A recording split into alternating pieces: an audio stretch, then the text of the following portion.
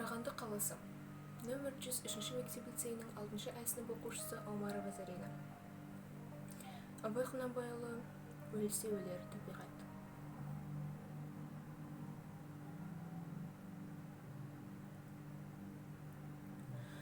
Өлсе өлер табиғат, адам өлмес.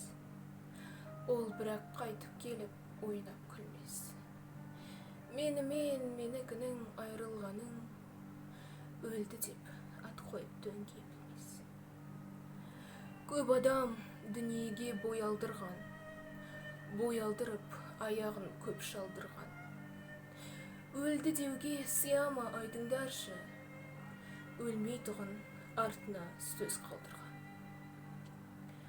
Кім жүрер тіршілікке көңіл бермей, бақи қоймас фәнидің мінін көрмей.